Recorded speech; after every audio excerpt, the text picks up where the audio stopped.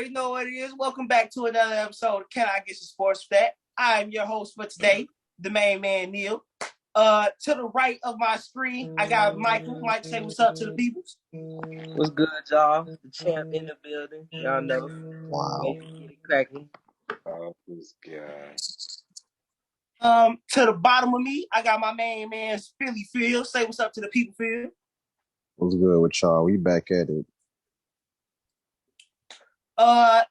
Somebody who hasn't been with us in a little minute, but we was able to get him on today. Mr. Marcus, say what's up to the people. Man, it's great to be back. Fuck COVID. Hey, let's get it. I'm down for some ratchetness today. And last but not least, we got my main man, Chris. Say what's up to the people, Chris. What up, people? What up? How y'all? We back at it. All right, y'all. So it's been a crazy off season, with some of the stuff these players been saying, some of the money that's been handing out to certain players, and just some of the stuff that's been going on. So let's go ahead and jump right into it with these Ja Morant comments that he had in the Bleacher Report interview, where he said he would cook Mr. Number 2-3. I ain't talking about LeBron. I'm talking about Mr. Michael Jordan himself. You feel me? The real 2-3. You feel me? Ja Morant said he would cook him. And I want to go ahead and start off with Marcus, because we all know how you feel about Ja Morant. So let's get your thoughts on this first, Marcus. Just when I get that nigga an inch, this nigga takes a mile.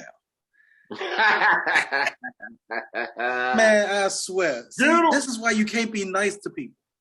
I was trying to be nice, talking about, okay, he showed up in the playoffs. He might be okay. But now, no, he ain't that guy. I'm back to that. I'm on my shit. Fuck it. He ain't that guy. How dare you? I mean, I like the heart. Yeah, nobody can beat me one-on-one, not even Jordan. I mean, yeah, realistically, you don't say that shit out loud, though. But then again, he probably he never seen Jordan play. He probably saw some highlights like, I do the same thing. No, you don't. That's a different breed there. You're like a Chihuahua. He like a freaking Great Dane. There's no comparison. I'm about to say, well, what's the Lil Wayne line? I'm a Great Dane. I got 8 chains. Man, you do not mess with greatness. That's like saying, actually, only one who can say something like, oh, I shoot better than somebody is Steph Curry. He got the right to say I shoot better than Larry Bird. Because you sit back, you sit there like, well, Larry Bird, he can call his shots. Well, he can shoot with his left hand, right hand, anywhere on the court. So can Steph. I never seen Steph shoot with his left, but I think he give Larry Bird some competition. But when it comes to one-on-one, unless you Kobe or LeBron, or even, I'm not going to say Pippen, but he'll play some good defense on him. But ain't no hanging with Jordan. No. Especially in the age of NBA that's playing today, you could not play.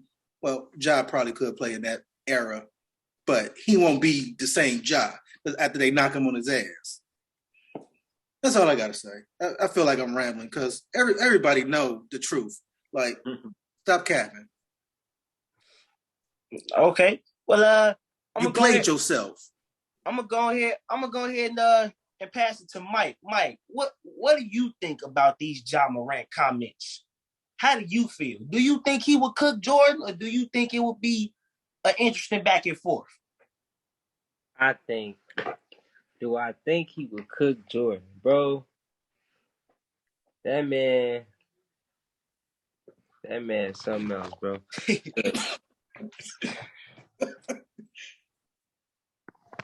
Let me tell you, all right?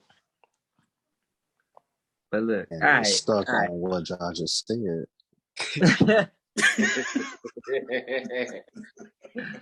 Hey, you feel me? Like that's really what it is, bro. That bro, you couldn't even beat the champ. You know what I'm saying? How you gonna beat him? You know what I'm saying? 1-on-1. You know what I'm saying?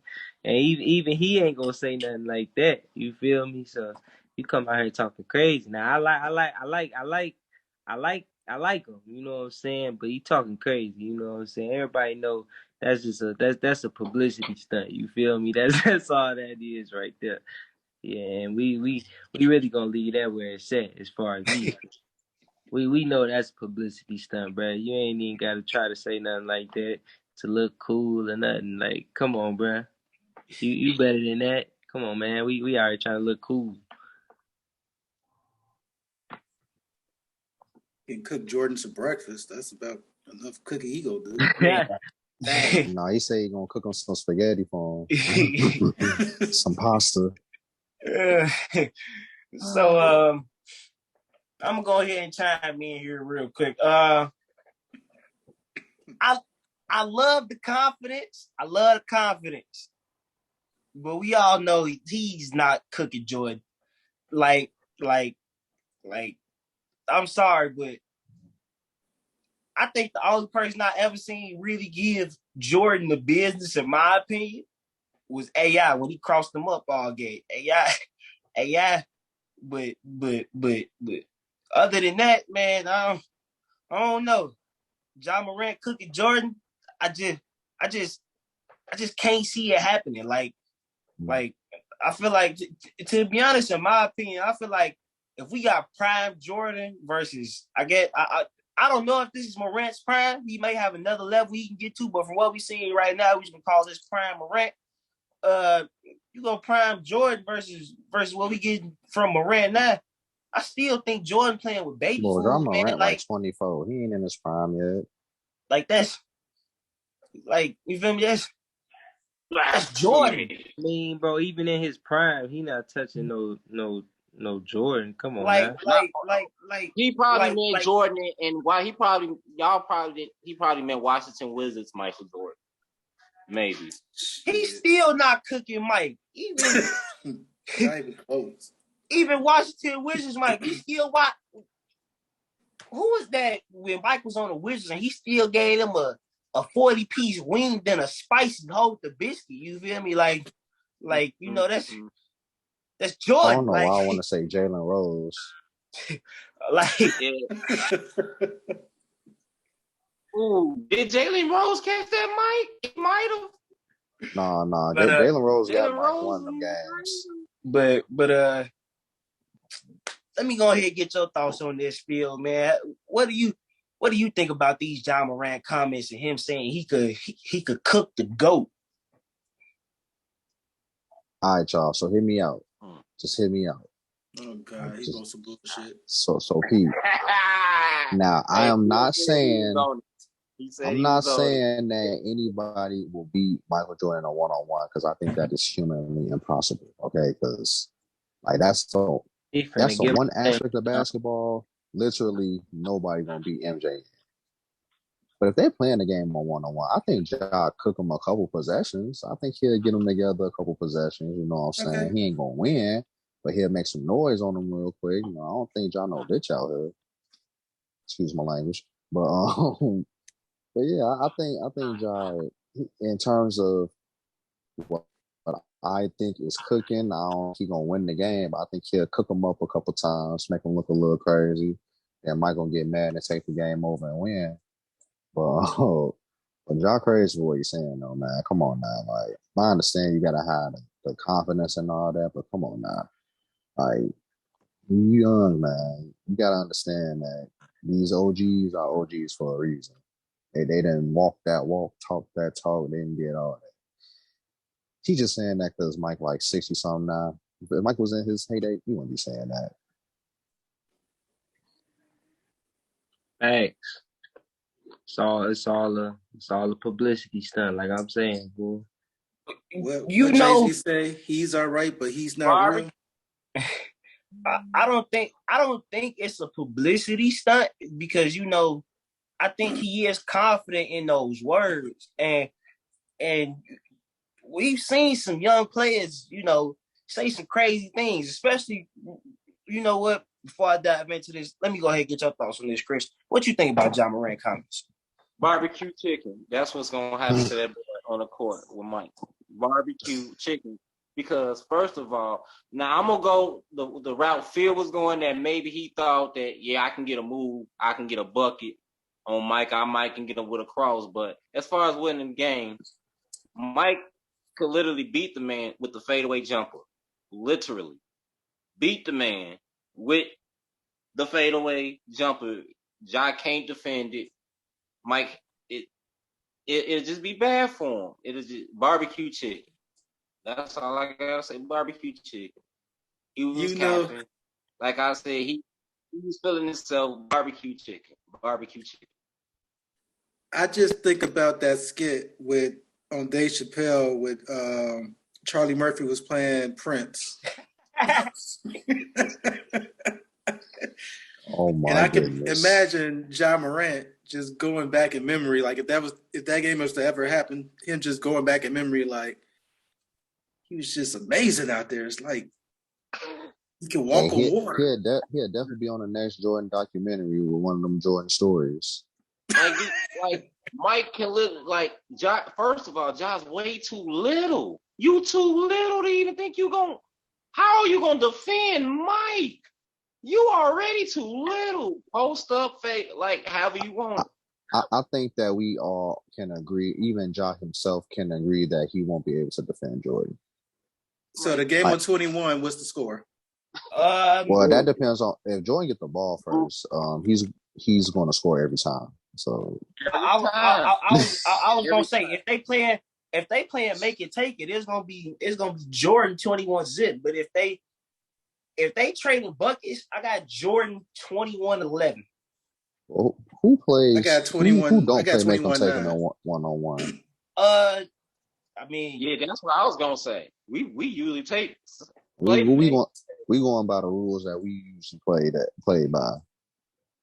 I'm about to say because it's been a couple of times where I've definitely played 21 one-on-one. We went back and forth. I'm talking about back in them trenches. That's what I'm talking about. That's how we play. Make it take it. Who you think I learned just from? Make it take it. I learned from yo homie. Carneal, I think and we learned in them trenches. 11. Because literally the man got to take all jumpers because he ain't finna blow back Mike or nothing like that. He'll blow that Mike. He'll blow back a couple of times. Fast, like he can get by. Yeah, no.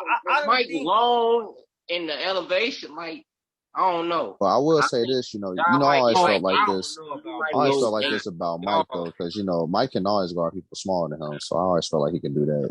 Y'all might be capping on that blow bound, bro. I'm not. Ain't nobody saying like he just gonna. It all depends on which Mike. I'm saying he gonna get that half a step he needs to get to the rim. That's all. Even Rod Strickland got past Jordan, so. Now Rod Strickland had a bag. Hold on. Right, I'm about to say. Rod Strickland had a whole bag. So is Rod Strickland better than Ja? No. That bad boy. All right, then. No. But one thing I will say that could be debatable. That could be debated. Rod Strickland did have a deeper bag in terms of handles because it went from Rod Strickland to AI to Kyrie. I mean, Rod Strickland was, pretty much Kyrie with the handles before Kyrie. I mean, that is Kyrie's. Rod Strickland taught Kyrie those handles. He did. And real quick, since we still on the subject of young players talking about GOATs and some of the greatest of all time, real quick, let's go ahead and just real quick, we ain't gotta be too deep. I want to get y'all thoughts on the rookie Benedict Mathurin when he said LeBron is gonna have to show him that LeBron is better than him. Real quick, let's go ahead and start with you, Phil. Real quick. I'm gonna just say the same thing Chris said. Barbecue chicken. That's it. Thank you. All I gotta say is who? Do we all agree? Who are you?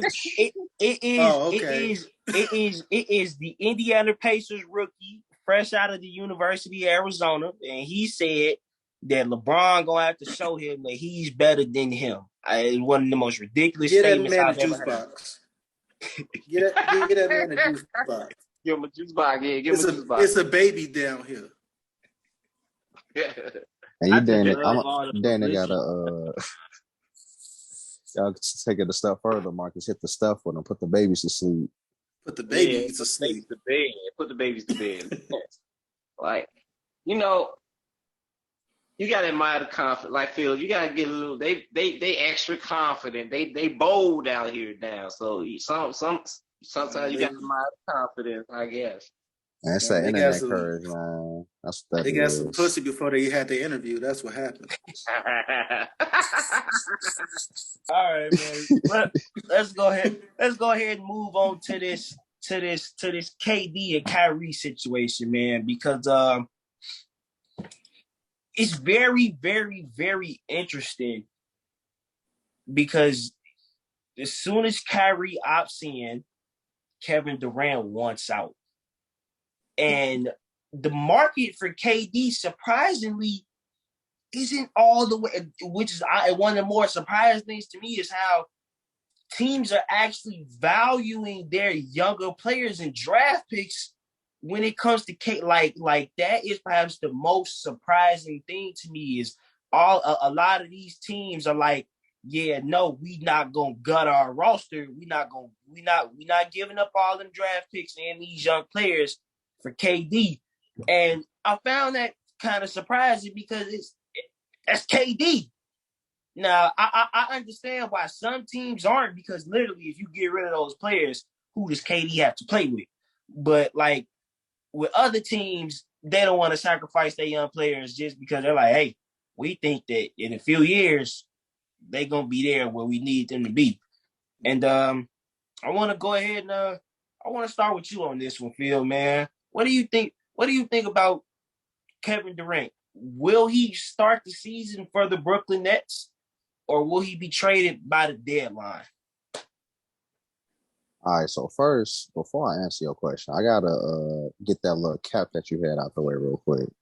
Because I know what you're referring to, saying that they don't want to get with that young star. You're talking about that trade with Minnesota.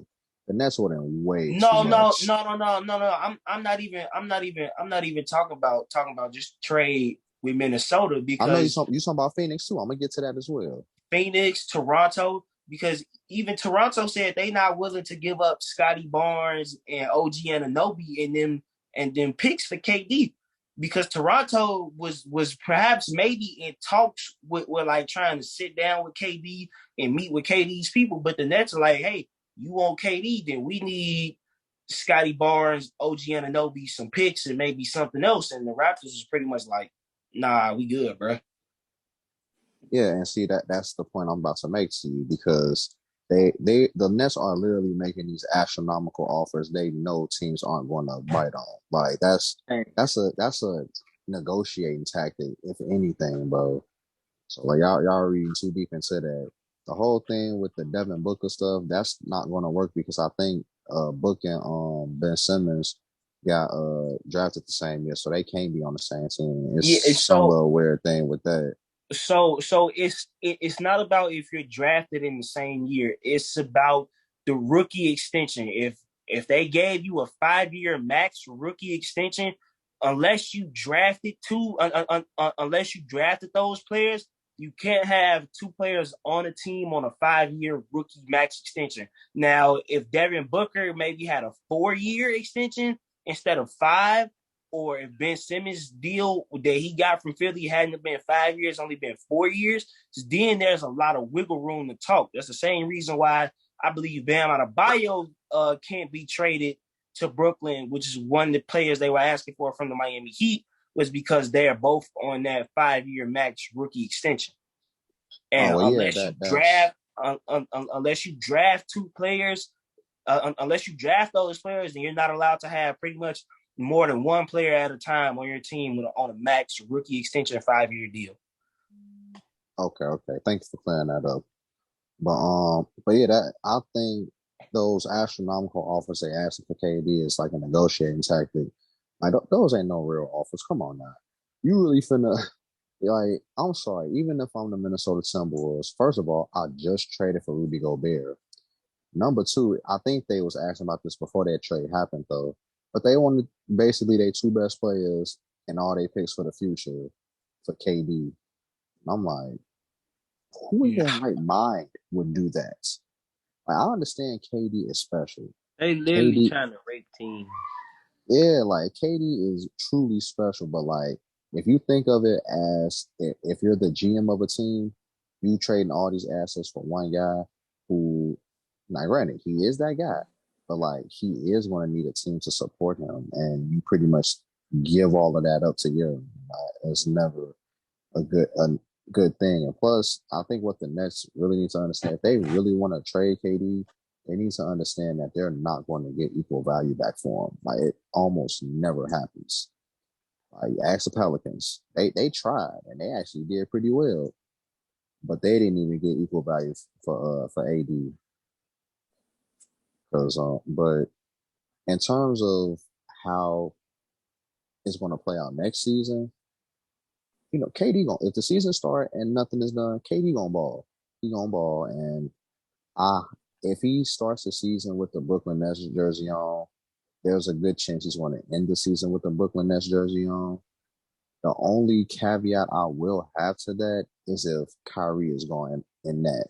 Because I feel like what KD is doing is holding out so Kyrie can get his long-term deal. And if that isn't going to happen, then they out of there. And you know what? That's what a lot of people feel. Going back to what Kendrick Perkins said, Kendrick Perkins pretty much said he don't believe KD really wants to be going. He said, it's all a bluff to get Kyrie that money from the Nets, but nobody wanted to pay Kyrie that money. But can I tell you this though, Carnell? I don't think the Nets are going to give Kyrie his money. They're going to work their ways to get Kyrie to LA somehow. Whether it's a direct trade to the Lakers or he had to play somewhere for one season and then come to the Lakers when they get all the money off the books. But I don't. The Nets aren't committing to Kyrie Irving. I can say that now. Oh yeah. We all know that, and so you know what? Yeah. To be honest, we all know that the Nets ain't gonna pay Kyrie. I think Kyrie does. So I think Kevin Durant starts the season in a Nets uniform, but I don't think he ends the season in the Nets uniform. And let me tell you why. I think it probably will drag out till about early January. Like early to mid January, maybe right before the All-Star game, right before the trade deadline, when teams start getting desperate, whether it's via injuries, the roster construction didn't turn out how they thought it would, or just anything of the sort. And I think it kind of speaks to the Nets franchise ownership and like front office management to the fact they're like, hey, KD, you want to trade? We'll try and trade you somewhere where you actually want to be. When usually most times when a superstar requests out, teams are like, we don't care where you want to go. We're going to trade you to get back what's best. Prime example, when Kyrie wanted out of Cleveland. The Cavaliers like, we don't care where you want to go. We're going to trade you to where we get the best bang for our buck, which is how he ended up in Boston from the start. Because if you listen to the reports, that's a bad example. And from the way Kyrie acted the whole time while he was there, Kyrie never wanted to be there per se. I guess you could also say another example would be Kawhi Leonard when Kawhi Leonard wanted out of San Antonio. The Raptors wasn't necessarily one of his destinations to trade places, but they got the best bang for their buck, pretty much, in traded Kawhi. That's also a bad example. But that's because it's not too many examples of superstars really wanting out. A lot of times they usually just wait until their contract is up. It's only been recently to where we've seen a few teams and a few superstars really want out from where they are. LeBron James never asked for a trade. He always waits till his contract was up. And I got three better examples than what you just gave. Listen. All right, so Pete, AD number one got right where he wanted to be at, even though that was more magic than anything. Because Right. even with the Pelicans GM being a hater, it still managed to happen. Another example. Dang, I just hit it. Melo to the Knicks. That was another example. Melo wanted to go to New York, and he ended up right in New York. It happened at the trade deadline or close to the trade deadline, something like that. Third example. Dang, I really had these examples on the top of my head. Oh, Jimmy Butler. When he got traded from the Bulls, got right where he was trying to get. No, I'll take that back. Not when he went to the T-Wolves. When he went to Philly. That's where he wanted to be, in Philly. Right. But at the same time, the reason why I didn't mention those trades is because all of those trades were feasible trades. None of these trade scenarios for Kevin Durant or Kyrie are really feasible. Kyrie wants to be in LA. The Nets don't want to take on Russell Westbrook's contract. He's making $11 million more than Kyrie. Kyrie is, I think, at $36 million on his player option, and Russ is at $47 million. So they'll take Russ if they give up that pick. But that's the point, though. The Lakers don't want to give up that pick, nor some of them young players. They don't have no draft picks. A lot of these teams really like that. Some of them have draft picks, and some of that's the whole beef with the Suns too, as well. That's why I said, like, at least when it comes to Kyrie is going to end up wherever he wants. Kyrie is going to end up wherever the Nets feel like they can get the best bang for their buck. If you look at a lot of these other trades, yeah, that's where the players wanted to go, but also those teams had, what they could. Those teams also had what the other teams are looking for in return. The Pelicans like, okay, y'all want AD, well, we want y'all young talent. They gave up Lonzo, Josh Hart, Brandon Ingram, and I think like maybe 1 or 2 draft picks. They gave up 3 or 4, if I'm not mistaken. Lakers ain't got a draft pick till 2029. True that. But still, it's like a lot of those trades were feasible. And nor were those teams really asking for like a super like they aren't asking for what the Nets are asking for KD. And that's part of the reason why, like I said, that's why I'm saying like those ain't real offers that they asking for KD. Those ain't real offers. Like those offers are like, KD, we tried.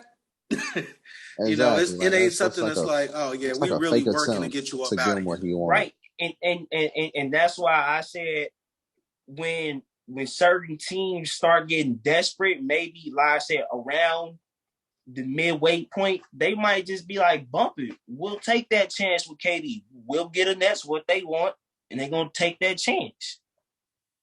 The main thing is none of them niggas really want to play with Ben Simmons. That's really what it is. And nobody want to play with his damn self. And I don't think the Nets are trying to put Russell Westbrook and Ben Simmons on the court together. I love Westbrook, but I would never put Russell Westbrook and Ben Simmons on the court together. Horrible. That is horrible.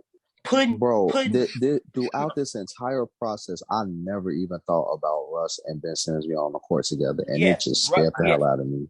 Yeah. No. So I never thought about that, bro. That's like the main thing that I feel like people should be thinking about, bro. I think it's so wild that I just shouldn't even think about it. It's so crazy it might work. And that's why and that's why I had mentioned the examples for the trades. For some reason, Brooklyn, it might work. And that's why and that's why I had mentioned those other trade scenarios, is because those are actually a lot more, those actually fit what's going on here better than like some of the ones you mentioned, Phil. But I digress. let me go ahead. We'll talk about that later. Yeah, we'll get to that later. Let me go ahead and get the rest of the panel thoughts. Marcus, it seemed like you got some thoughts, man. What do you think? Will KD stay with Brooklyn? Is he gonna be traded? Will Kyrie be traded to LA, or are they gonna ship Kyrie off to wherever they get the best bang for their buck? They're not going anywhere. I feel what Phil said, like 100%. It was just you know how in fantasy football or fantasy basketball, you just throw something out there just to what you do? Throw, huh? What you do? Yeah, to bait. I mean, I be baiting the fuck out of people. Yeah, and they be biting. Sometimes you get a bite. And you'd be surprised when you get like, oh shit, my reel that in real quick.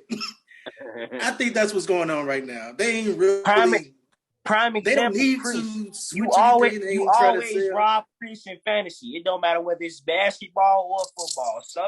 Somehow Chris always give you what you're looking for every year. And we're gonna keep it that way. Oh, y'all need to jump on board. Give it to me. The champ. Yeah, Mike, we need to put his. That's why I got a salary cap now for fantasy football. But I digress. Look, that don't matter. I'm still gonna be the champ. He get one championship now. He think he is shit. One. Oh man, count up. But they ain't trying to trade nobody. Kyrie, he ain't going nowhere. He gonna stay there with KD. KD ain't going nowhere. He will be with the Nets all season next year. Ben Simmons, he's not going to play. And the market really, I mean, nobody wants to give up anybody because everybody got a decent team now. Like if you really look at it, all these young players, they balling out. And the new draft that just came out, it's pretty decent as well. So Exactly. Nobody's going to give up the prime for like a 35-year-old KD. That's like going to get LeBron now. It's like, for what? First of all, can we stay on the court? KD just did last year? Can he stay on the court? He did. The whole season? Nah. If you remember, he had one little injury. That nigga missed like 2 months, didn't he? That one injury though derailed their entire season because Kyrie wasn't there. KD went down. Harden had to carry the load on his back, and Harden saw the writing on the wall first. Harden said, "When KD go down, I ain't got no Kyrie, and he only here part time." Harden was like, and y'all gonna put that on KD? No. Not putting it on KD. I'm just speaking facts. No, we just saying he's not going to be available. Right, he's not going to be available. It's not KD's fault. I don't believe that. It's not KD's fault. What the problem is that KD don't have anybody he can really depend on. He doesn't have that D-Wade like LeBron had in Chris Bosh. Somebody got to learn their role. You can't have Kyrie coming in and out like, all right, I'm going to play, then I'm not going to play, then I'm going to play again. But when I play, I'm going to make my points. And KD, yeah, I'm pass you the ball, but everybody else, y'all just fill in when y'all can fit in. But I'm going to sit back down the next game. I can't hear that. And then when the playoffs come, you can't play every playoff game now because you want to show up. You got no chemistry. KD can't do this bad, so he needs somebody dependable. And remember, he got to go. That's all I'm saying. That's all I'm saying. He got to take a vacation because he felt like he needed. So what the Nets need to do, they need to go fishing for other players that's going to be dependable, that's going to help KD, and stop looking for everybody looking for KD to leave the Nets, to go to somebody who, like the Phoenix Suns and Miami. He really don't want to go to those places. They really have a good team, though. So, yeah. Huh? They really have a good team. Yeah, they do. They just added some more pieces to fill out their roster this offseason because I think even the Nets have a slight inclination that they probably gonna have KD at least until maybe the halfway mark. And if you got KD to the halfway mark, they may put them in playoff contention, even if he does maybe end up getting traded or anything like that. And real quick, before I pass on to Chris, this is why I said initially, when KD was initially a free agent from the start, I said he pretty much should have just went home. And when I mean home, I mean the area that he's from. He's from the Maryland area. He's from the DMV. Why not go play? Why not go play for the Wizards and go play with Bradley Beal? He had the opportunity. He had the opportunity to go pair himself with Bradley Beal. I'm just saying.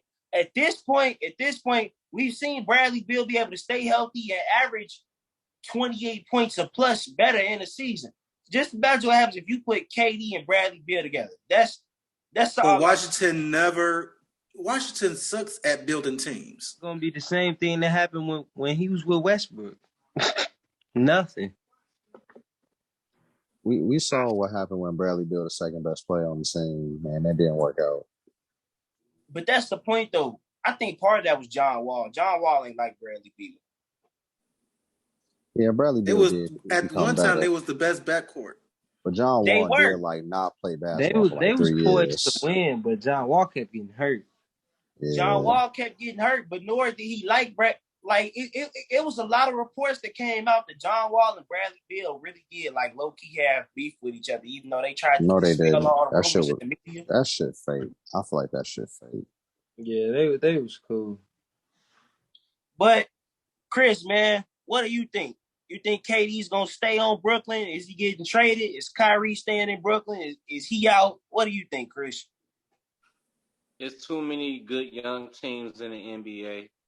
Ain't nobody finna take on KD or Kyrie contracts because them niggas ain't dependable. Which I wouldn't gut my team for KD, and he might be gone next year. As soon as his player option come up, he gone. I'm not finna gut. That's not fair, Chris. Well. I'm not finna gut my team. I'm not finna gut my team. Well, Chris, to be fair, really quickly, KD did sign the 4-year extension this past season, mid-season with the Nets. So whoever gets KD has him for at least the next 3.5 years. And not just that, I would have to go take a look back at his contract, but I don't even know if there was a player option included in that 4-year extension. Yeah, no. So whoever got KD literally has him for the next 4 years. They got the complete autonomy to keep him and say, hey, you here, we gonna build a team around you, whether you like it or not. You stuck. So you can either sit out and not get paid, or you could ball out, play, and you could potentially win a championship. You know, the Nets do the exact same thing, right? Yeah, but he gonna be in Brooklyn because it's too many good young teams, and like what Marcus said, it was just bait. They was just trying to see who was gonna bite, and nobody was really biting, because if you really look at the NBA, a lot of young dudes is developing. It's a lot. Almost every team got some solid young pieces, and you know what I'm saying. So I don't see nobody taking a risk of as Phil would say, gutting their future for KD. Not at this point. I just wouldn't do it. So I think they both gonna end up playing for Brooklyn, and they're gonna finish the season in Brooklyn. That's where you go to Golden State, where they don't need them, and they proved they didn't need them. That's cold, Marcus. I'm sorry. Somebody has to say it. I mean, Kyrie might end up back with Bron. Kyrie might get to Bron, but I don't think so. I don't think it's gonna happen. I mean, but Draymond did say it himself. They might not have needed KD for the Celtics, but they did say that they needed KD to beat LeBron. They was not getting past Bron, not without KD. Coming from the words of Draymond Green himself. But on that note, let's go ahead and pass it to Mike, man. What do you think about the whole KD Kyrie situation? Yeah, tell us about your boys, man. What's wrong with them? I'm weak, bro. Hey, look, I don't know. I honestly, I think I don't know where KD should go, bro. Honestly, this one of the most like torn off season. Not even torn. It's just like I just don't know, bro. Like I feel like anywhere he go, he ruining that team.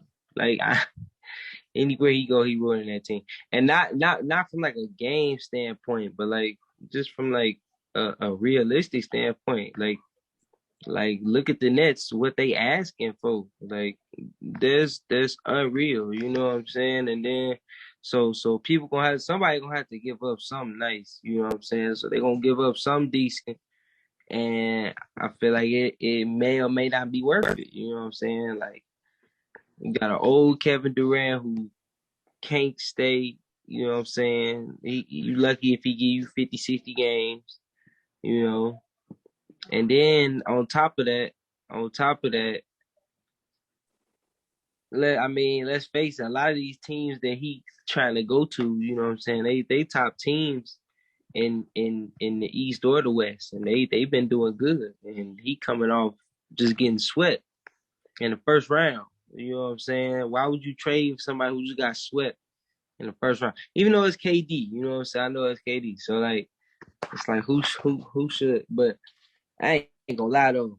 Going back to the Warriors would be real nice. It would be real nice. But I don't want Boo! I would like to see KD go to Milwaukee. I would want to see that. I got a question. So is KD like the Christian McCaffrey of the basketball? It's like I would love to have him, but is he really worth it? Is he, you know? Bro, y'all not finna make me get on here and defend KD because y'all just over here doing him. Hey, I just said I want to see KD and Giannis. Phil. I just said I want to see him with Giannis. No, that's crazy, Chris. That's what you talking. You talking crazy right now.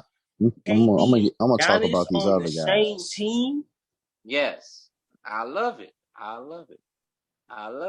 What you trying to do? KD and Giannis on the same team mean that it's no Chris Middleton and no Drew Holiday. I would like to see, if anything, I would like to see KD in Portland. That's not cool.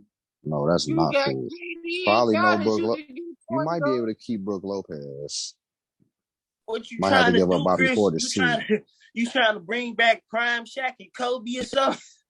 Man, might as well run it back. KD, only where KD really fits is Portland.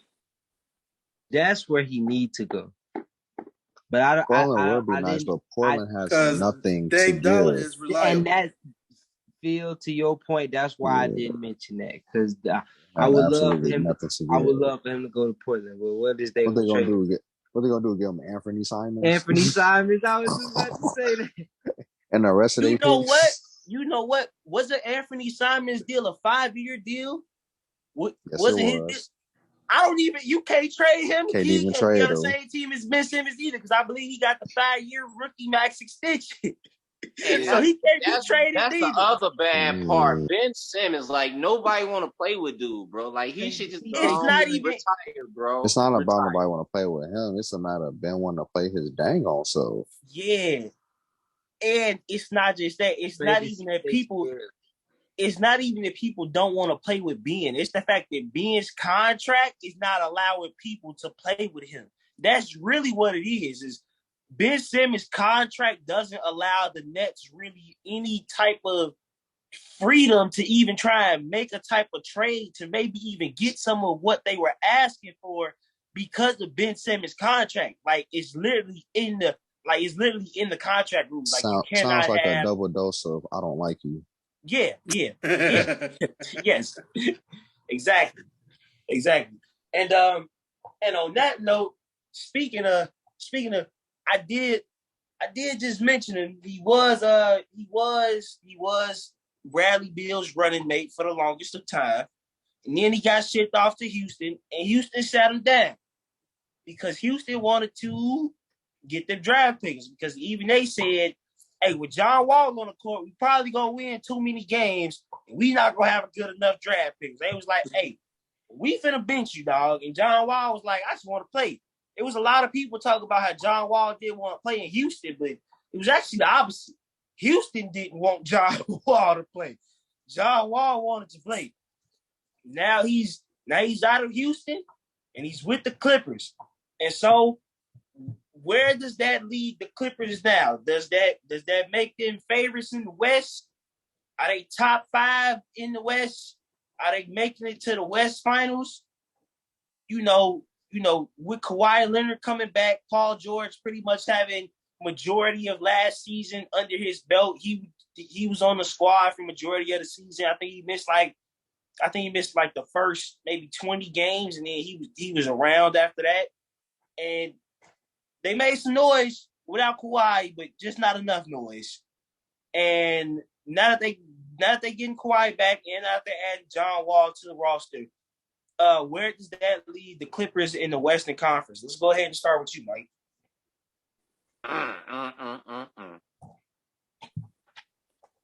Hey, man, it make them a pretty close favorite. I'm gonna say that.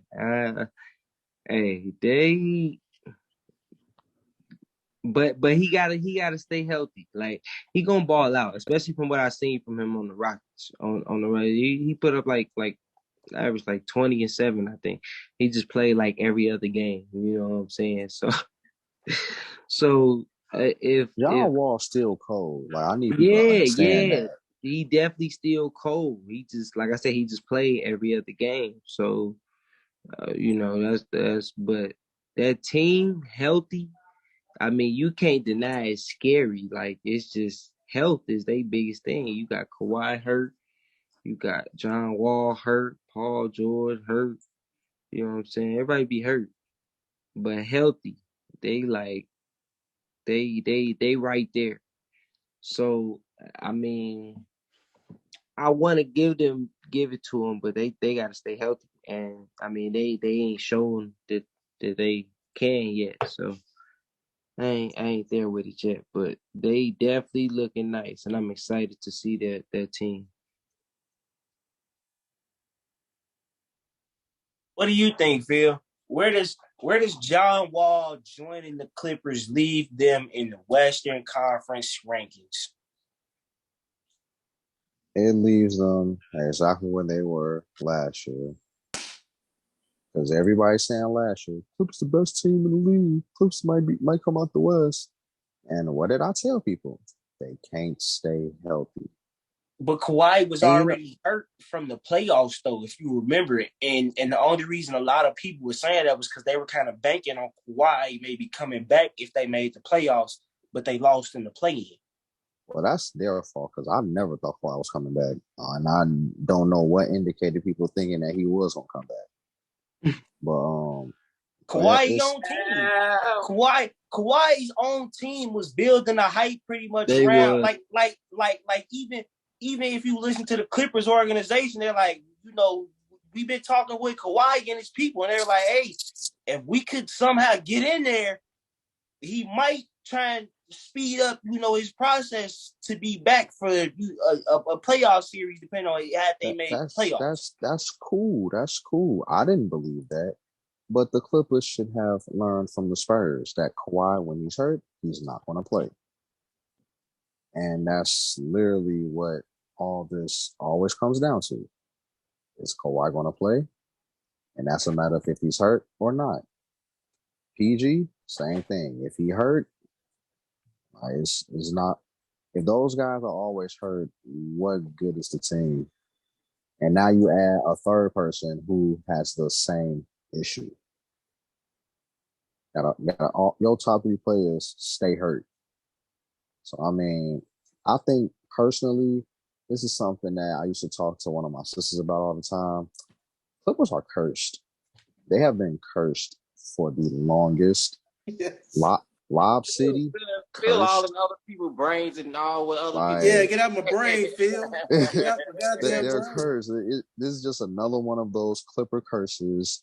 Like, the team looks absolutely amazing, and you'll never see how good they can really be because they're always hurt. That's literally what this is. And until I can see Kawhi and Paul George, because I personally believe if just those two stay healthy, yeah, they're a real player in the West. I mean, to be honest, John Wall, they don't need John Wall, but he definitely helps in a area where they kind of like that because Reggie Jackson ain't a real point guard. Reggie Jackson a shooter, a scorer. John Wall is an actual point guard, so that I think will help. I think in terms of the basketball scheme, it will help them as a team because now the playmaker reliability isn't just on Kawhi and Paul George.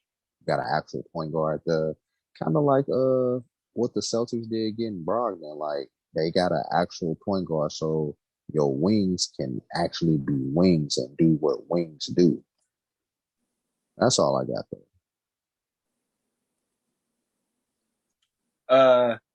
To speak on that Clippers curse, I think they only curse because they still in the same building as the Lakers, and I believe their stadium in I believe it's Inglewood.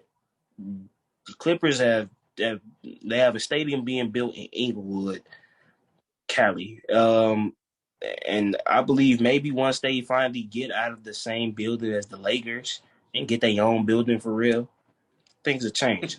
But on the other hand, let's go ahead and get to Marcus, man. What do you think? Where does John Wall put the Clippers in the Western Conference? In short-term disability.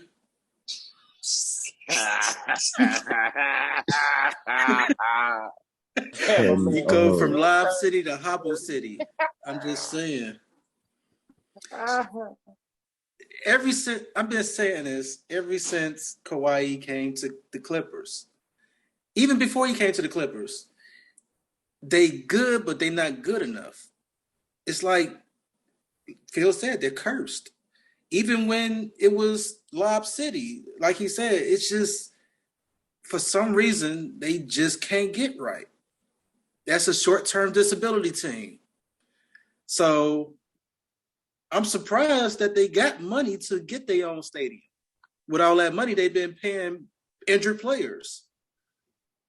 I'm just saying, they're not going anywhere. They're the same team. Sacramento, to me, is better than them. And that's a shame. And Sacramento got a nice, decent team. Don't sleep on Sacramento. They are, I'm quote this, they are an up-and-coming team. They're making it to the playoffs this year. And I'm not a Sacramento King person. I don't really like them. But that team that they putting together is going to be dangerous. They're going to be how, like, Memphis came with Ja. They're going to be on that type of caliber. So watch Sacramento this coming season.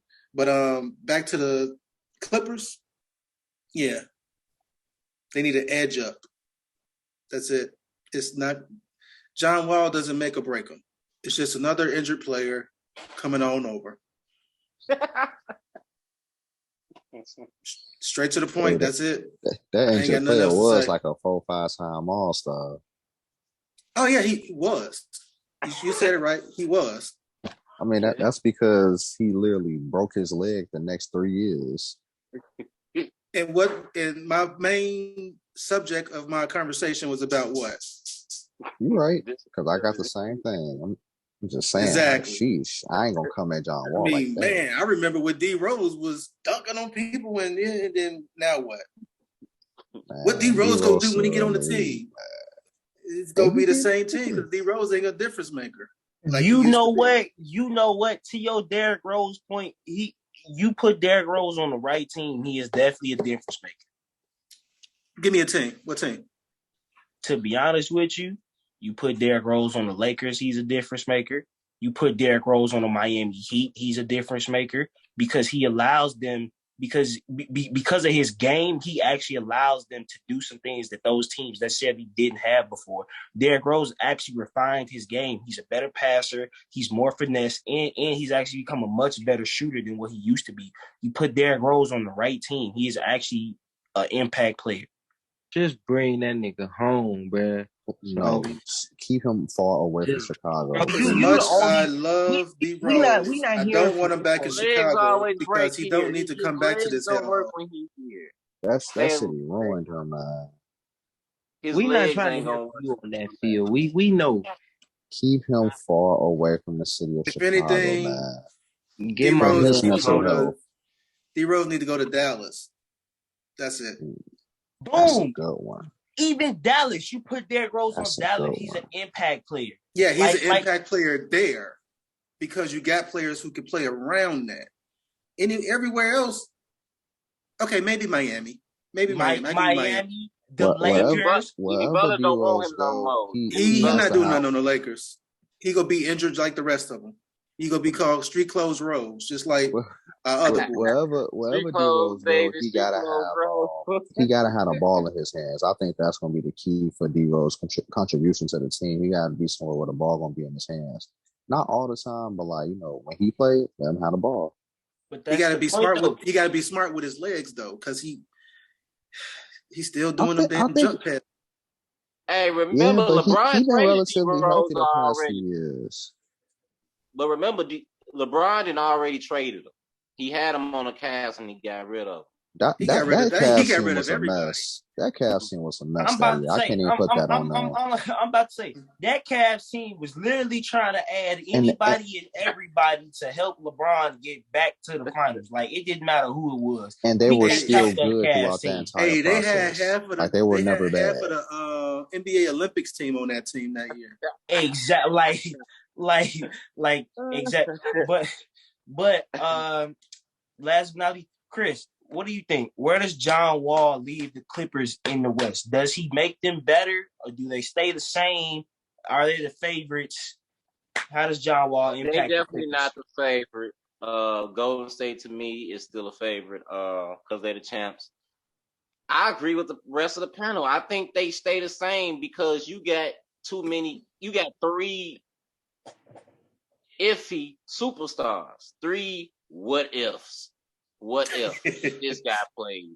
If this guy plays, it's always if this guy or that guy plays. Like, yeah, John Wall's talented and he makes that team talent-wise, he elevates them, but how many games are you going to get out of him? How many games are you going to get out of Paul George? How many games are you going to get out of Kawhi? And are they going to be hurt are they going to be hurt late in the season when you're trying to make a playoff push? Because that seems to be the ultimate time when they like getting hurt. They never around. They never around when you like really need them. You trying to make the push. You trying to get there. One of them is always missing. And I don't think I might give them a 5th seed if I have to rank them because I still like Memphis. I like Sacramento. Denver solid. Phoenix. I can't just discount Phoenix. And the Warriors would be the 5th. But real quick, Chris, you just said you would give them the 5th seed. That makes them exponentially better than honestly what they were last year. That makes them That gives them. You mean last year when their best players weren't healthy? Yes. So them being a 5th seed this year, even it makes them exponentially better than what they were last year. It gives them a guaranteed playoff spot. It gives them a guaranteed. Hey, Carnell. They're not even better than that. Let me ask you this. You said that was a boost from last year, but like last year when everyone was assumed healthy, what was everybody saying Clippers was going? Definitely won 5th in the West. But Kawhi didn't play at all last year. If Kawhi plays last year, we all know the Clippers are at least a top 4 seed in the West. Kawhi didn't touch the floor at all last year. Paul George missed the first 15, 20 games of the season. You're missing the point, bro. You know what the Clippers are? The Clippers are good. But that's the point. Nobody assumed the Clippers would be healthy next year. I mean, last season until around playoff time. Kawhi wasn't ever projected to come back until playoff time. So they were assuming that around playoff time. To start the season off, nobody was really counting on the Clippers to do anything. They kept saying around playoff time, if Kawhi Leonard comes back, they could make a push. Everybody knew what the Clippers season was going to look like last year because Kawhi tore his ACL. You know what you sound like? You sound like that mother to always tell the kids, "Oh, Daddy be back around Christmas. Daddy ain't coming home. Daddy ain't never coming home." Hey, I'm just saying though. The case y'all making about health, about superstars, you could say that for majority of the league's top stars, technically. Majority of the league's top stars at this point are all what-if players besides LeBron. We're not saying that about the top stars in the league. We're saying that about this team in general. Talk about the Clippers. I feel you. The short-term disability team. I feel you. But who's to say Phoenix gonna be the same team next year when they not even about to have DeAndre? Because the Phoenix has been they showed they the same team 3 years in a row. Without superstars. Without superstars. Wait. With DeAndre Ayton. No DeAndre Ayton. What does that make the Suns? DeAndre Ayton. Are you saying DeAndre Ayton factor in what they've been able to do? So are you telling me DeAndre Ayton's an impact player somewhere else? A more impact player than what he is in Phoenix? He was underutilized in Phoenix. Yes.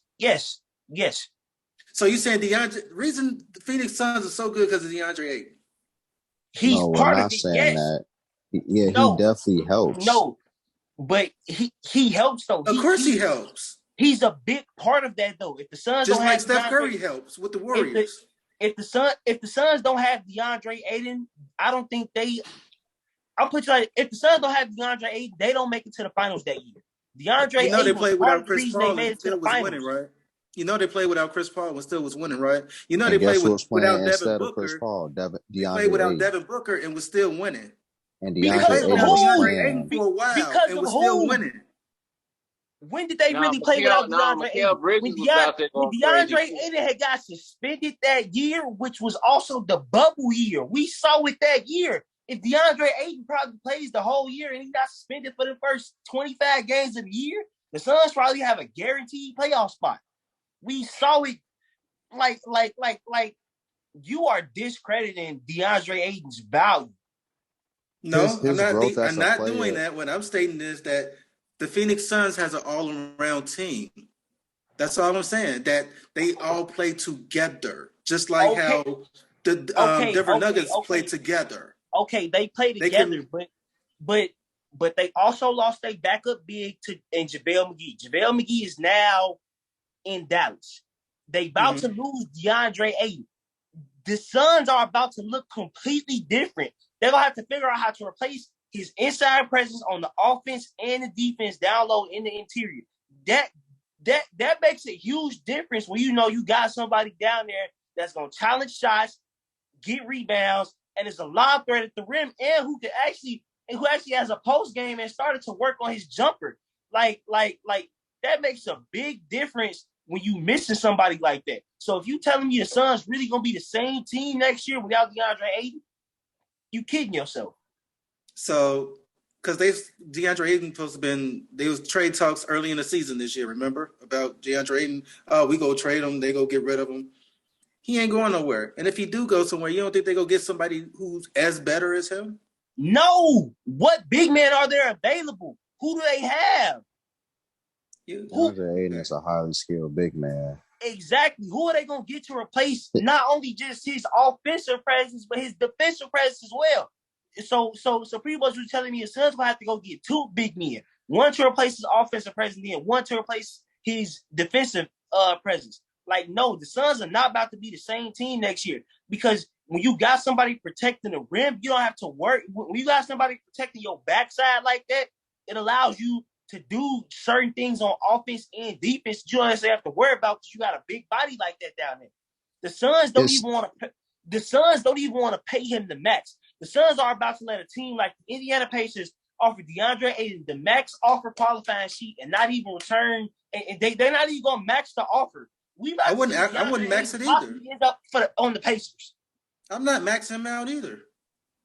Yeah, all right, so real quick, Marcus. Number one, DeAndre Ayton was definitely the number one pick in the draft for a reason. Exactly. Number two, one for a reason. Same thing for Zion, huh? Okay. You saw what Zion did. He came out averaging 27 a game when he was healthy. But DeAndre Ayton, his growth was stunning, mainly because of Chris Paul. He had somebody to make him that way. He has DeAndre Ayton is one of those bigs. His game is a lot like Embiid's, except minus all the dribbling and stuff that Embiid does. So in terms of like how he work in the post, Embiid can create his own shot. Ayton ain't creating his own shot. I said minus dribbling shit. He's a dribbler to create your own shot. But I think Yes, DeAndre Ayton has a post-up game. DeAndre Ayton is a monster in the post, and we seen that. It was a lot of bigs who couldn't get him that's down what there. I'm talking about, Marcus, because you don't see that because of the way Phoenix plays. Because A, it's a guard-driven league, so it's going to be hard to get a lot of post-ups unless you're Joel Embiid or Nikola Jokic. But B, like, you have two ball-dominant guards who literally have the ball all the time. The only way DeAndre can get the ball is if he get off the pick and roll or off putbacks. That's mainly when he get the ball. Or one of those other two guys get double teamed. And you put him on a team where he doesn't have that. He's taking over. He's that guy. That's what you're telling me. He's that guy. I feel like necessarily you can saying give him a he's that chance. guy, but I say give him a chance. You need players like DeAndre Ayton to really make a run sometimes, especially depending on the makeup of your team. The Suns losing DeAndre Ayton is going to be crucial because they're not going to have that defense and that rebound in there. I see what Marcus is saying in terms of he wasn't as meaningful to the team. Remember Carlos Boozer in the playoffs? He is not Carlos Boozer. He is not Carlos Boozer. No. You're not about to compare him to Carlos Boozer. He is not Carlos Boozer.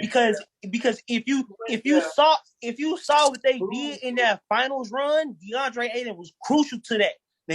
Them games he had against the Clippers when he was down there giving Zubac the work. Come on now, stop it. They don't get past the Lakers without the player DeAndre Ayton that year. They don't get past LA, in my opinion.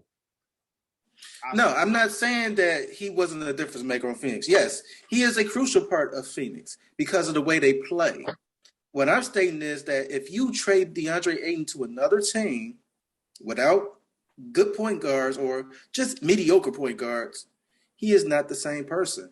He is not your. And what I'm saying, he's not your option. He's not your one or two option. Should I say that? What I'm saying to that is, can we give him a chance? He never got a fair chance. Of course, give him a chance. Give him a chance. I don't think he got a fair chance in Phoenix, mainly because of Devin Booker. No, even Luke Longley got a chance. And that's not like a knock on Devin Booker. It's just that Devin Booker, like, he's special. You're going to want him to have the ball most of the time, especially in a guard-driven league. Exactly. So I feel like if DeAndre gets a fresh start where he gets to be the guy, or at least the second guy, I think he'll flourish. The only team I see him flourishing on, other than Phoenix, is maybe Dallas or Celtics. Dallas is literally the same situation. Put him in Utah with Donovan Mitchell. Nah. That could be something. But speaking of Donovan Mitchell, that leads us right into our next topic. Should Donovan Mitchell want out of the Utah booty butt Jazz? Let's go ahead. Yeah, that's another one of them cursed teams. That's another cursed team. Yes, absolutely. They curse. Let's go ahead. I'm going to go ahead and start off with one of our resident Utah Jazz fans on the low. Let's go ahead and start off with Mike first. Let's go ahead. That ain't low key. He a big time Jazz fan. Let's go ahead and get your thoughts, man. Should Donovan Mitchell want out? Or should he trust Danny Ainge and that Utah Jazz front office to build the team around him instead of trying to build the team around Rudy Gobert? Because he's gone now. Donovan Mitchell is how old is he now? 25. Oh, he's 25. Yeah, that's right. He's 25. Yeah. He's young. He was in that same draft with Tatum and Lonzo. Yeah. Yeah. He was in that same draft with Tatum and Lonzo. He been riding in Utah so long, I forgot his age. That's because I don't think maybe besides Jason Tatum's impact on the Celtics, I don't think we've really seen too many first-year players sort of come in and do like kind of what they did. Like they came in and kind of set the league on fire.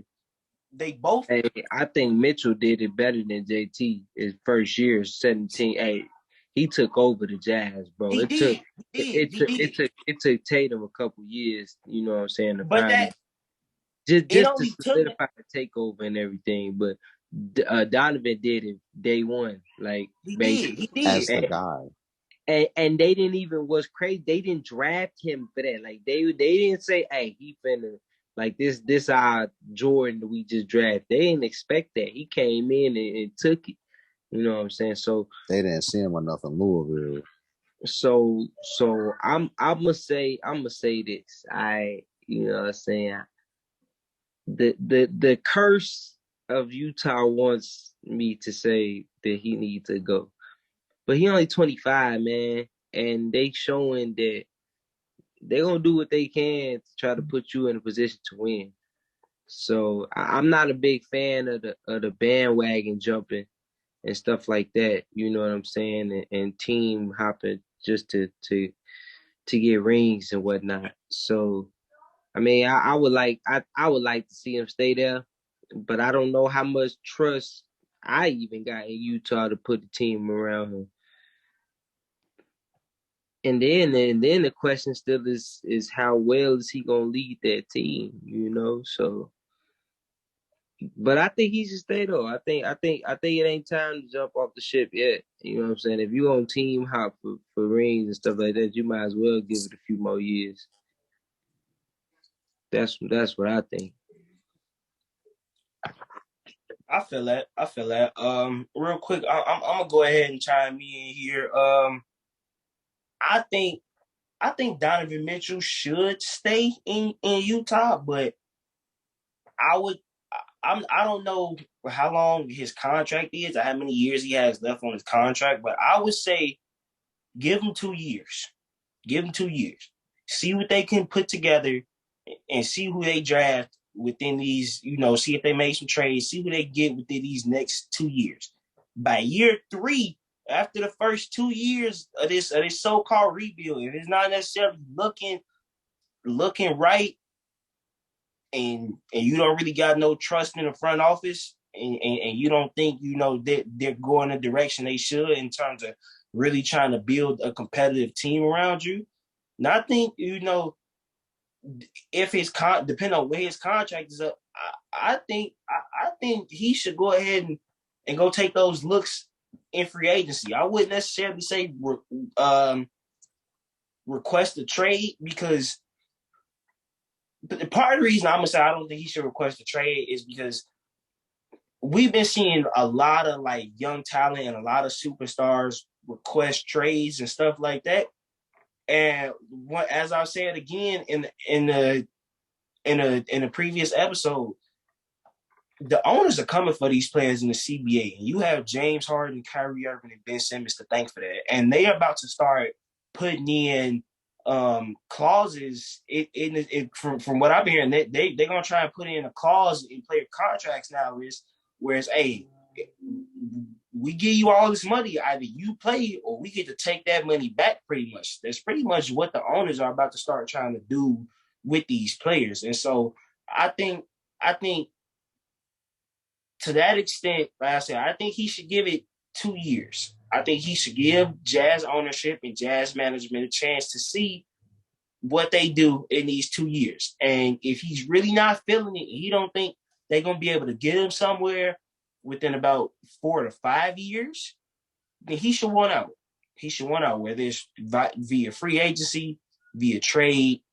I think he should want out of the Utah Jazz. But I think he should actually give them a chance to build a team around him, because the team that they had at first was built around Rudy Gobert. We realize now that was probably a mistake, building around Rudy Gobert. And so, I honestly think Donovan Mitchell should give the Utah Jazz a chance to see, if they can actually put together a contender around him. But like I said, if not, then he should want out. But I'm gonna go ahead and pass it over to Chris. Chris, what do you think? Should Donovan Mitchell want out of Utah? Should he give Utah a chance? What are your opinions on this? I'm kind of saying I think he should want out of Utah personally, because Utah to me has always built kind of like they cursed with the John Stockton, Karl Malone formula. They try to find the John Stockton type of player and pair him with the Karl They Malone. definitely be stuck with the guard big man combo. Yeah. Mm-hmm. So they like stuck in that. So I think for that reason alone, he should want out, because building like that, they're not gonna really build. To me, it's not gonna build a winner, because they neglecting the shooting. You trying to get the guard, big man, but I don't think.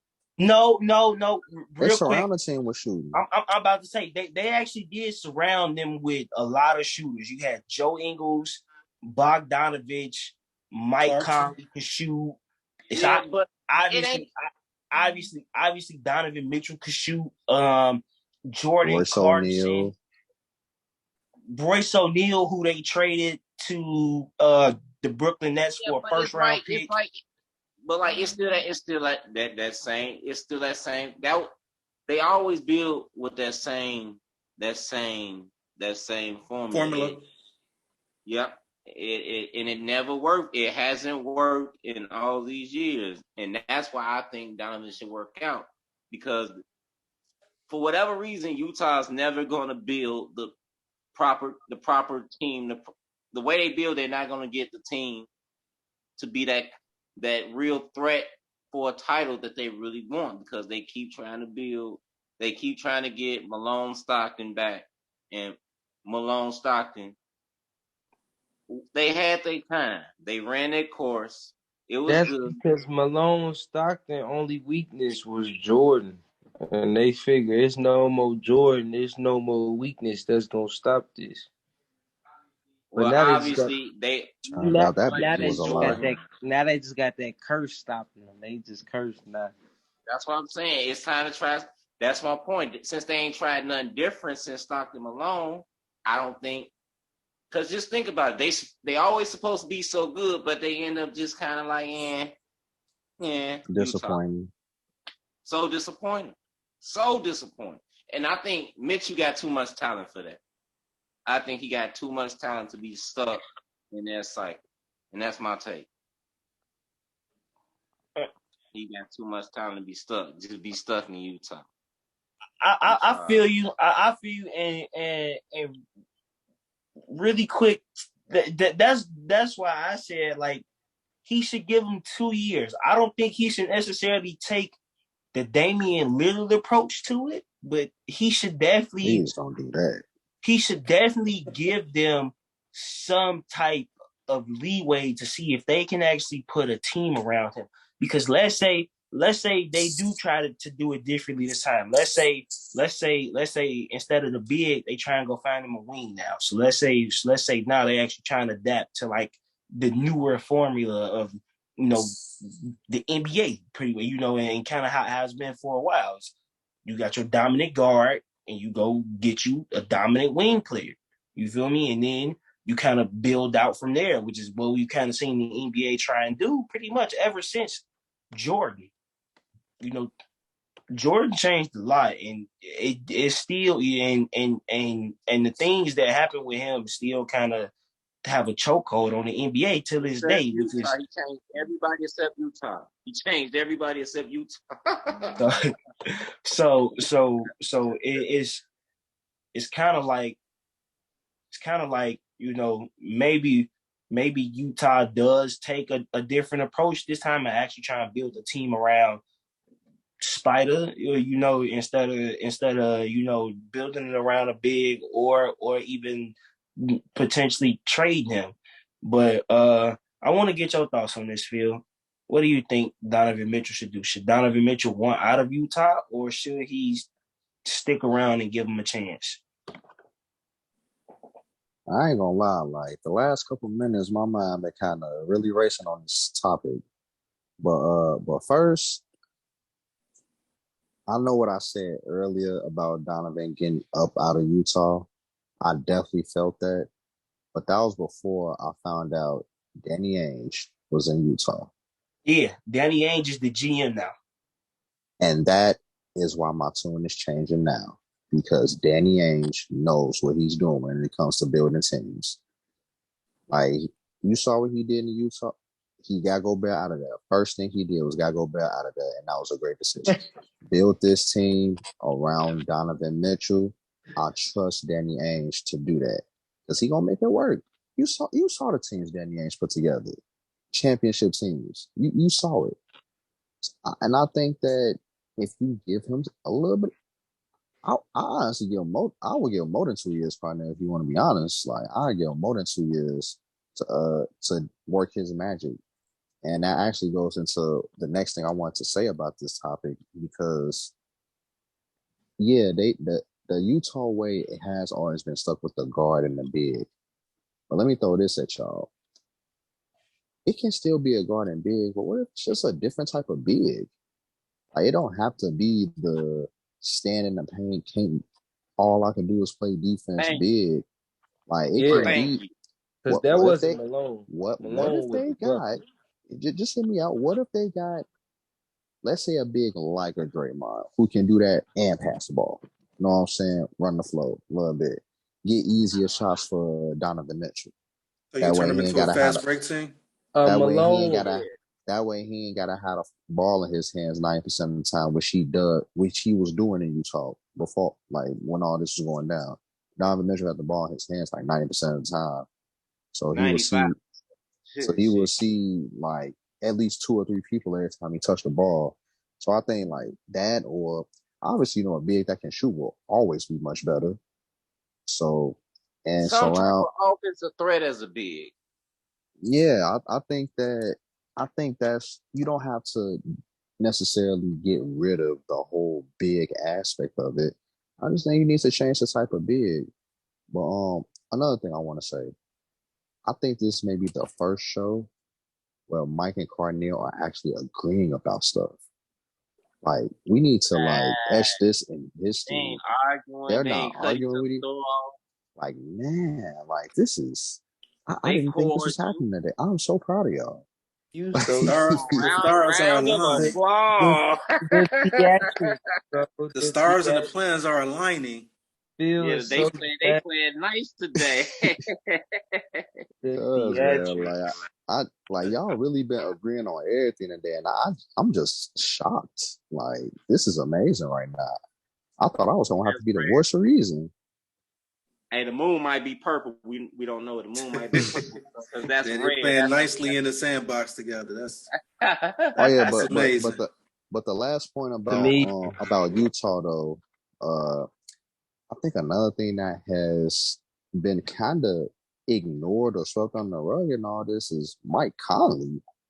Like Mike Conley got a few years left on his contract, and he got a big chunk of cheese they paying him. Like. And Mike Conley is also, 34, 35? He ain't trying to just be part of a rebuild. You know what I'm saying? I think if anybody, he will have the shorter leash instead of Donovan Mitchell. The shorter leash for the Jazz.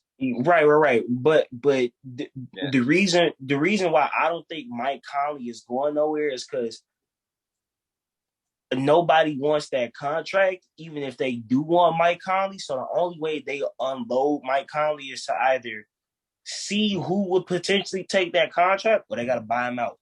I don't think that's necessarily true. Because Mike Conley can still ball. Like, it's not like he's not worth that contract, especially with the money people getting paid now. Like, Mike Conley is solid. He a solid point guard that can.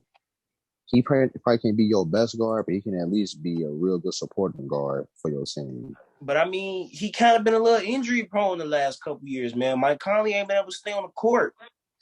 I give you that. Don't disrespect, bro. He played 72 games last season.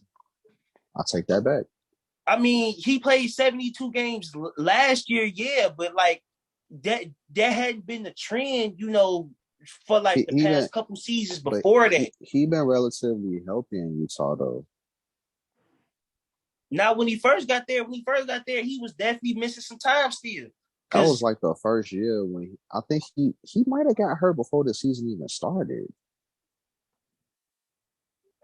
Like it might have been one of them gigs, and he came back later. I think he might have still been because I think he got hurt his last year in Memphis, maybe. And I think he might have been nursing that. Yeah, he got hurt this last year in Memphis. Yeah, he was getting hurt a lot in Memphis. But then he got to the Jazz. He was healthy, but then he did had that. I think he had an ankle injury that caused him to miss. It was that was really 1 year though, out of his whole tenure in Utah though, where he was really messed up. Yeah, I think that Mike Conley been relatively healthy. But one more thing, man. Jordan Clarkson. Yeah, we gotta talk about Jordan Clarkson. I was just about to talk about him. Cause he a baller and all, but like, what happened to his shooting, bro? You'll see. He's gonna be better this year. I want him to, because I like Jordan Clarkson. I think that Jordan Clarkson is what made Utah nuclear, that year that they was really good. He made them dangerous. Yeah, and it's just like after that year, he just ain't been the same. Like, I think he shot 33% from three last year. Like, I think he shot like 40% from the field. Like, he was shooting. I'm not too worried about him. I know he's gonna have a great season moving forward with Gobert gone. It was a lot. Honestly, like, we didn't see it. Like, it wasn't talked about enough. But like, not to kind of make excuses, but we did see a lot of players like averages go down slightly, and we heard a lot of players say that like it really was a big adjustment period to that new basketball.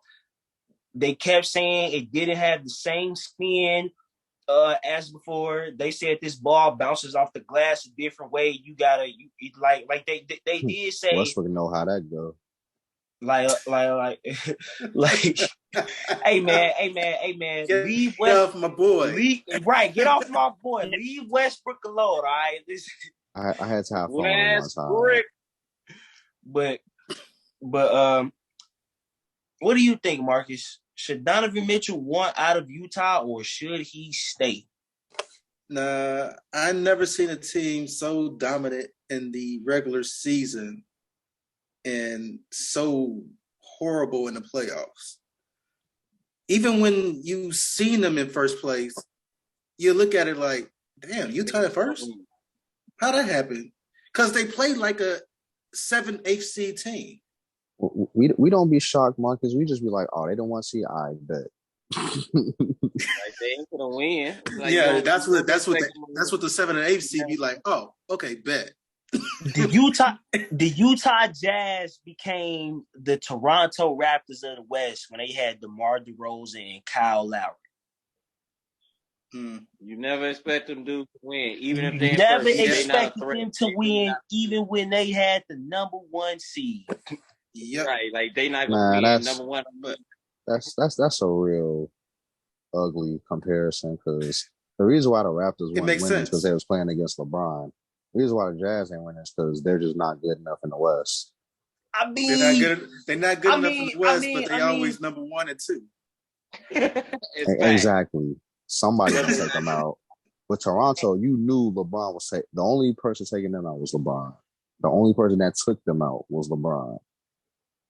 But I think Spider should stay, because now you can open up lanes for everybody. Like my man, like I was saying, Clarkson. I really feel now that Gobert's gone, he's going to step his game up. And he's going to be that number 2. Between him and Ingles, I don't think Ingles on the team anymore. I'm about to say they don't got none of them players no more except for Jordan Clarkson, Donovan Mitchell. Did I miss that? Yeah. Joe Ingles is now I just seen it. Where did he go? Was it Atlanta? No. Anyway, but besides the point, Clarkson, his game gonna step up. He's gonna be number 2, and you go see his productivity go up. It's gonna be one of them shockers. Like, oh, okay, this man balling out. He's gonna be really good enough for them to continue. No, Ingles went to the Bucks. I got him winning Most Improved Player next year,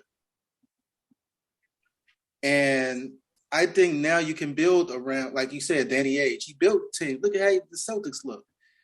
Like, he built teams, and he's about to build around Mitchell. And You go put some key pieces in there. And like you said, you don't need the big man that play in a hole. If you get a shooter, a perimeter center, a big man, it's gonna look like what year was that? Where Phoenix Suns was just a fast break team. Like all they did was just fast break. You said a 7 seconds or less from Steve Nash and Marty Stoudemire, Sean. Yeah, they gonna look like them. You said a shooting center, a perimeter center. Why did I instantly think of Karl Anthony Towns? You know what? That'd be funny because that might work. That might actually work. Nah, but for real, that's the whole reason why the Timberwolves got Gobert, because Karl Anthony Towns is not a center. He's just not a center. They need somebody to catch all them bricks. Like even in today's league, he is not a center as big as he is. Exactly, because that's not his game. But your boy Zeus, stay in Utah 2 years. I give him that. All right. Well, while we are talking about shooting big men and big men that can shoot, let's talk about the number 2 draft pick in this year's NBA draft, coming from Gonzaga. I like Gonzaga. Chet Holmgren.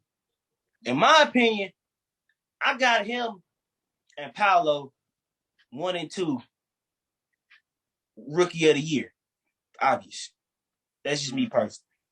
I think Chet, like I said, Chet didn't really get to show some of the stuff he could necessarily do in college sometimes because of the college game and how, and how different college is. Like the college game is still a lot different than the NBA game.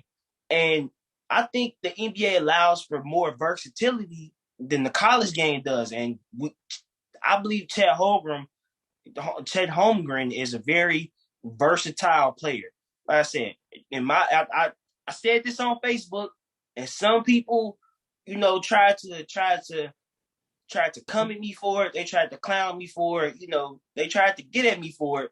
But even some of these NBA commentators, have sort of echoed some of the same things that I've said. Now, he ain't gonna be KD. Please do not get my words mixed up.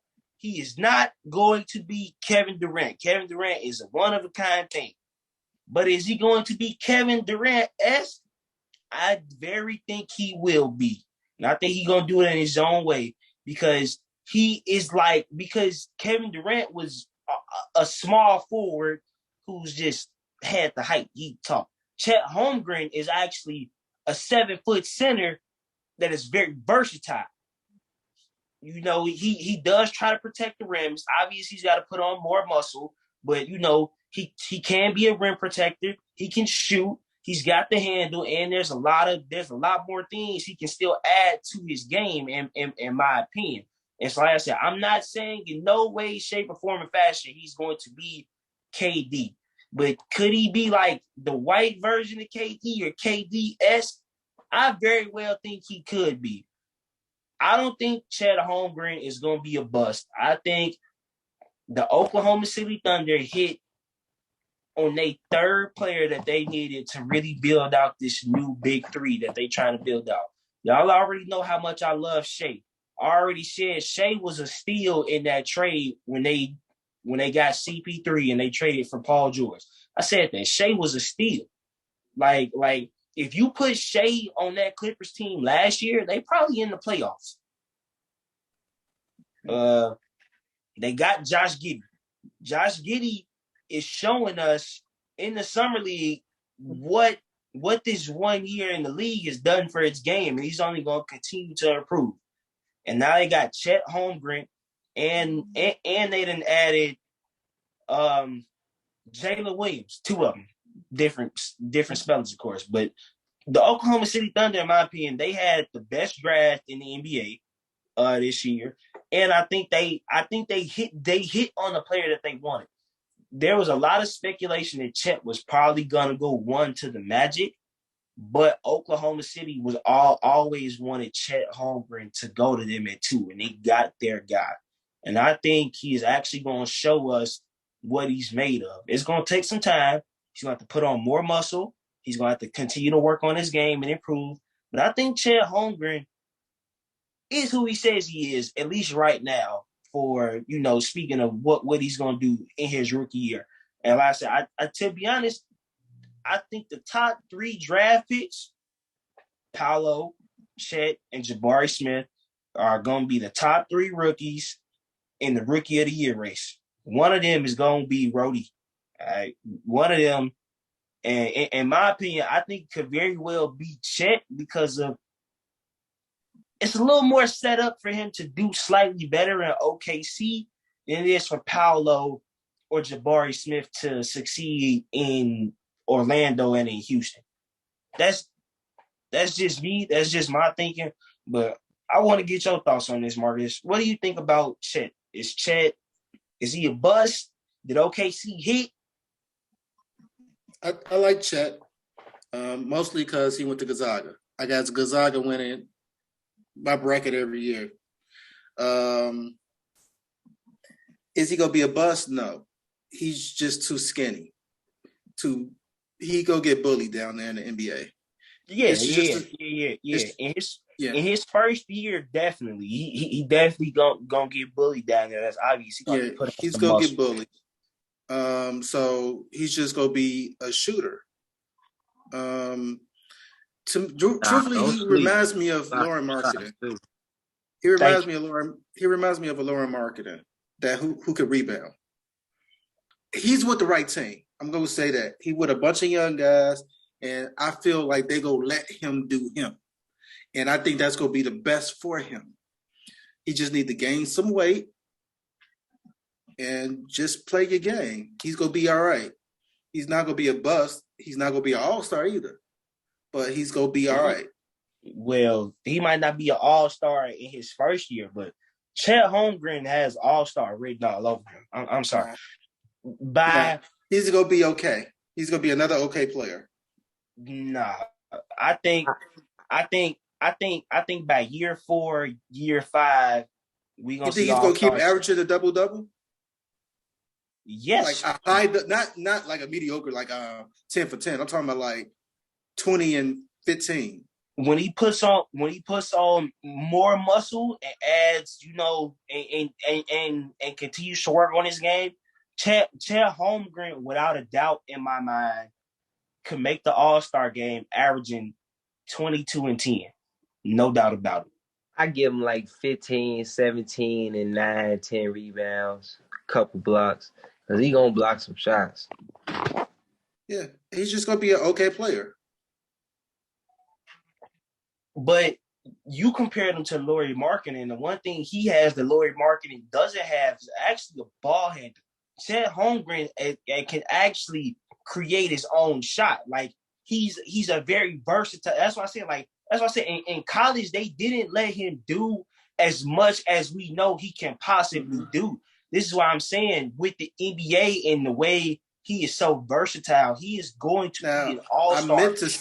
I was referring to the Lauren Marketing, who I actually liked when he was with the Bulls the first 2 or 3 years. Lauri was supposed to be the same way. Lauri at 1 point he was supposed to be. He was supposed to be the same way. No. Yes, he was. I would say Chet gonna be more like Porzingis, bro. Exactly. And he gonna be that's what I think. I think he gonna be a solid Porzingis type player. And as long as he don't have a downfall that Porzingis had, and don't be on the team like the Knicks, then he should be pretty good. I don't think he gonna be quite as good as he advertising, just because a lot of these dudes think they better than what they is. But I mean that's life. You know what I'm saying? We all think we better than what we is. It's let us tell it. So this is summer league. You can't be too mad at him, but I think he gonna have a solid career, bro. I think it's gonna be okay. His body gotta hold up, though. You know what I'm saying? His body gotta hold up, and that remains to be seen. Well, I was gonna go to you next anyway, but you already shared your thoughts on. So, Chris, let me go ahead and get your thoughts on Chet Holmgren, man. What do you think? Is he a bust? Does he have future All-Star written on him? Or is he just a C+ player? I'm not gonna say he's a bust because I think he got too many I like it. He got a versatile skill set. So I'm not gonna say he a bust. I'll say he got the potential to be an all-star. He in the right situation to be an all-star. He's on the right team, that's for sure. Just as long as he put on some weight and develop his game, he could be an all-star. But right now, to me, I put him as a B- player. No, I'm not gonna give him a B-, cause he's long. He bring you that shot blocking. Dudes like that, he give you some shot blocking and some rebounding. Shot blocking, rebounding, and he really is a very versatile scorer. Like Chet. What grade are you giving him, Neil? To start off right now, I'll probably go with Chris. I'll give him a B-. But do I think Chet Holmgren can turn himself into an A player? For sure. As long as he continues to work on his game and just get better, you feel me? I think Chet really, really can make a difference and be an impact player in the NBA and in today's league for sure. Like I especially with the way we've seen it now, especially with a big like him who can sort of do it all.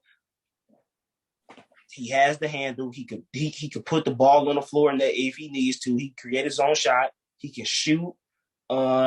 He's obviously a rim protector, even though he doesn't have the muscle. That's why I said, like, his biggest thing for him is just going to be putting on muscle and really just working on his game and making sure his body holds up. Like, if he can, even before the season starts, we still got a couple months before the season starts. Chet Holmgren can even put on, like, maybe, I don't know, 5 to 10 pounds more muscle. It should actually, go a long way into him being able to continue to develop his body, and which will allow him to develop his game. Like I said, I don't know if he'll hit MVP level, but I do think he will hit very.